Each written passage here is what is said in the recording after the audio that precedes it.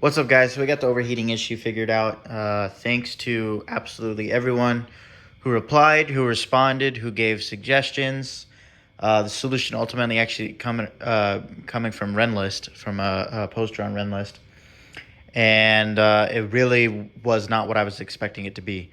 So rather than drag it out, I'll tell you what it was. It was the cooling fans. It was those spall fans. They worked fine when the air conditioning was off. They were able to wick the heat away from the radiator. But as soon as you turn the AC on with the added heat from the condenser, they were not powerful enough. And the way that I determined that was by throwing my stock fans on the car and running with the air conditioning on. And it worked great. The car ran for about a half hour straight in the garage with it being 115 and was just rock solid at about 85, 90 Celsius. At least that was what was indicated on the gauge. So part of the reason why I was so focused on the sending unit for the gauge is because the other one was old and it just looked like crap. So I figured, well, that can't be the most accurate thing in the world. And as a part of this whole thing that I was going to do before I got completely derailed was overhauling the entire cooling system anyways. That way I wouldn't have to worry about it. So new sending unit, new thermal fan switch. The fans were brand new, and then a new radiator and all new coolant hoses, new expansion tank. I was planning on making videos on all this stuff, but I didn't want to start replacing things and then not actually know if the car was overheating or not. Because if I get the new radiator in, and if I say I'm bleeding the system, or if the tech is at the dealer's bleeding the system, he's got to be able to see that the car's not overheating. So after installing that other sending unit, what would happen is the gauge would indicate normal temps, but the warning light would still go on. So I wasn't sure, and again, that was only with the air conditioning on. With the AC off, either way, with either sending unit, the car never ran hot or overheated. So with that being the case, I figured, okay, well, rather than just waste my time with it, I trusted the other sending unit for this long. Let me clean it up and throw it back in the car. So that's exactly what I did. And you can see I got the trim around there out for right now. And it worked fine. And to verify what I was getting with the infrared thermometer. In fact, actually, let's sidetrack for a second. Why am I so paranoid if I took IR readings around the engine bay, right? Shouldn't that tell me? Well, if I'm seeing 100C at the head, I mean 100C is overheating on the car. It's running hot. Shouldn't be getting that hot.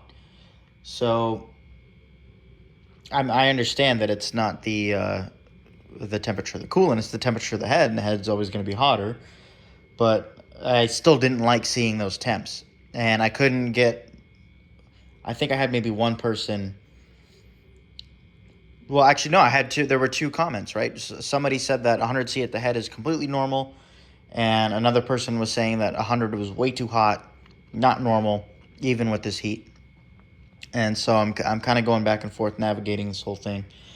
So what I ended up doing is, after reinstalling all this stuff, reinstalling the stock fans as someone suggested, and then ran the car with the AC on. And that test pretty much fixed both issues. After cleaning up the sending unit and reinstalling the fans, I'm able to trust the gauge now again.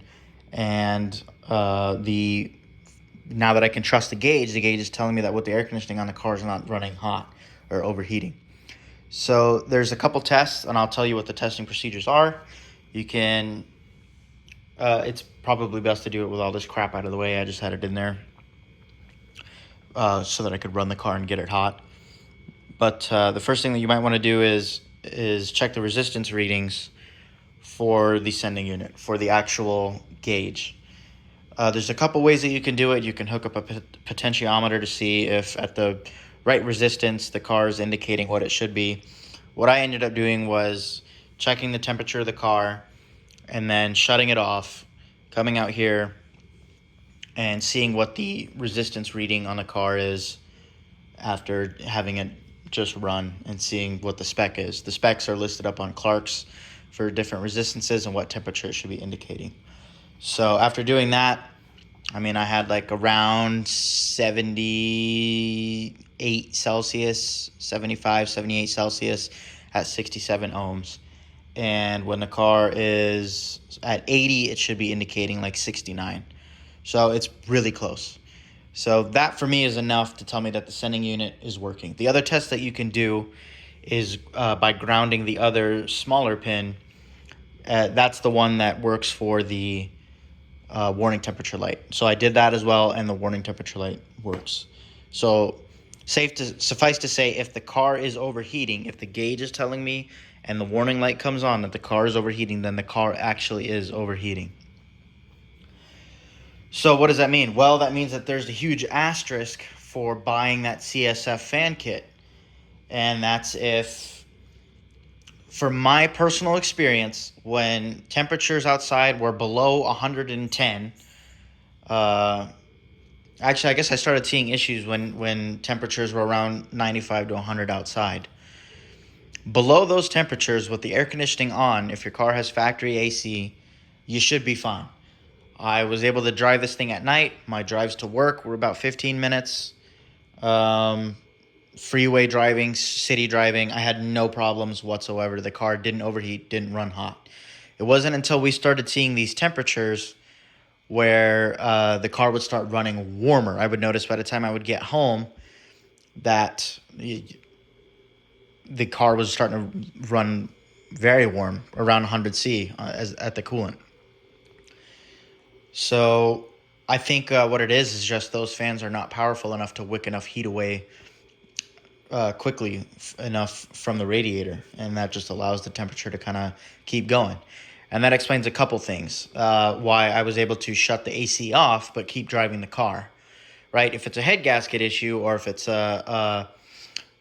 maybe an issue with the air conditioning itself, or a bubble in the coolant system, anything like that, then you'll either get erratic temperature, you'll get constant overheating, you'll get a little bit different symptoms, a little bit different flavor of symptoms, I guess. But as soon as I threw those stock fans back on the car, like I said, both those issues were fixed. So if you got a car without AC, or if you live somewhere that's pretty cold all the damn time, then I guess you should be fine. I'm going to give those fans one more shot because I am planning on swapping out the radiator anyways. I bought all this shit. I might as well use it. So I'm going to end up swapping out the radiator anyways, and I'm going to try one more test with those SPAL fans to see if the extra added thermal capacity that radiator provides kind of helps those fans cope a little bit, or do I just need to use the stock fans? The stock fans will bolt up to that radiator, but I'm not sure how the clearance is going to be back here because that rad does appear to be a little bit thicker than this factory one. So we'll see. It might be like a clearance of a couple millimeters. So at that point, I guess we'll just go from there and see what happens. But I wanted to get this video out there just so that everyone knows what's going on. And again, just as a thank you, a serious, massive thank you to everyone who replied. That's one thing that you should know if you own one of these cars or if you're looking to buy one. It's that if you do need help with something, tons of people are going to be there to help you out at any corner, no matter what. So thanks again, guys. I hope that's some food for thought, and keep that in mind. I'm going to be posting a pinned comment on that CSF fan video letting everyone know what happened so that they can have all the information at their disposal.